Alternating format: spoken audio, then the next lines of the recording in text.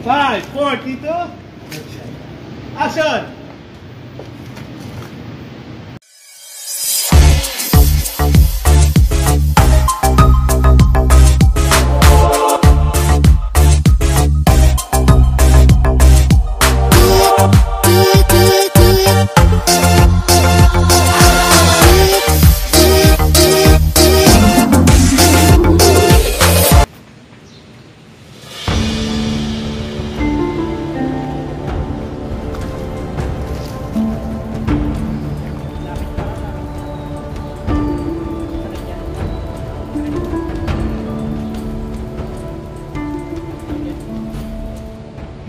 Kung ako si Christy, or nalagay sa sitwasyon ni Christy, bilang ina, tingin ko talagang gagawin ko ang lahat, kahit mag-isa lang ako para ma-rescue yung aking anak. Kasi talagang nararamdaman ko pati mismong sarili kong nanay gagawin yan para sa akin. At yung ate ko gagawin niya yun para sa anak niya. So tingin ko natural na rin yun sa akin, instinct na.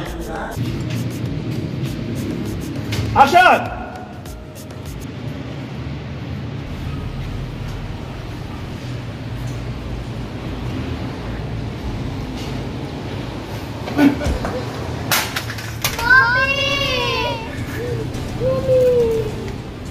Ano ba, boss? Ha? Ano ka ngayon?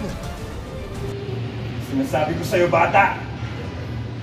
Ayan, alam niyo ba guys, si Bruce, takot yan makasakit ng tao. Pero sabi ko, gumulang, itodo mo lang para makatotohanan, di ba? Para give natin ang best for the show.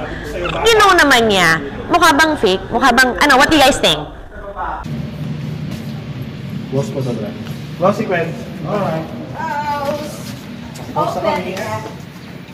Good. Okay ka perduguan. Okay ka perduguan. How's the weather? Very cold. Sobrang lamig. Nahanap ko na yung scarf ko eh. Yeah. Oh, I'm supposed to bring my scarf to the kasi lang sabi ko, jacket na lang. Falling. At doon sa shoot namin yun, sobrang init doon sa location. Pero nakaya naman kasi nagpalagay sila ng aircon doon at electric fan. At habang off-cam naman, tinuturuan ako ni Kuya Bruce sa lines ko at nag-reading kami.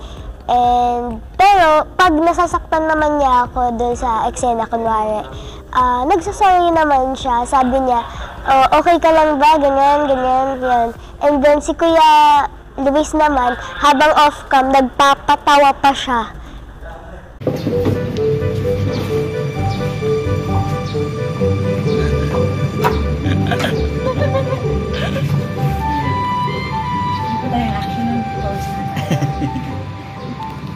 Ayan, mga kapuso, ang tunay na tanong ng ating gabi ay, maliligtas ba talaga namin si Tori nang kami-kami lang? Kaya ba namin to? Kaya abangan natin ang Asawa ng Asawa Ko gabi-gabi mula Lunes hanggang Huwebes 9:35 PM pagkatapos ng My Guardian Alien.